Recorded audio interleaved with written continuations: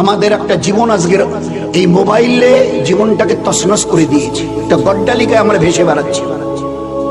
Where there is no deen, no Allah, no prophet, no dunya, no akhirat. একটাই আওয়াজ, লে লো দুনিয়া মুট্ঠি মে, जो करना है कर लो यहाँ में। মরার পরে তো কিছুই নেই, there is nothing। কে বলেছে? কবে দেখেছেন? কার কাছে শুনেছেন there is nothing? মরণের পরে কিছু নেই। মরণের পরে কিছু নেই নয়, মরণের পরে শুরু আছে। মরণের পরে শুরু আছে। 1 বছর পড়ার পরে পরীক্ষা দিয়েছেন, মাস্টার ডেকেছে, কেন? রেজাল্ট শোনানো হবে। 50 আর 70 বছর জীবনটাকে চালিয়েছেন, আল্লাহ চালার সুযোগ করে দিয়েছে।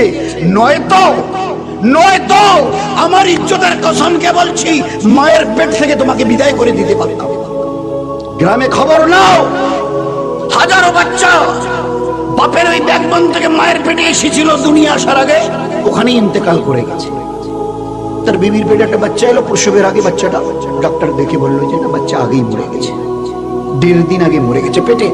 আজ তোমার এই জমিনে পা, আমার আল্লাহ দেখছে, আমার আল্লাহ আমার চলাকে শুনছে। একটু সাবধানে চলি।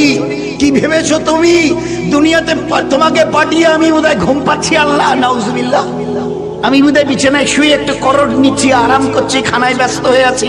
তোমরা কি কি করো আমি তো টেরেই পাই না। এটাই তোমাদের কনসেপশন না, ধারণা। So be careful.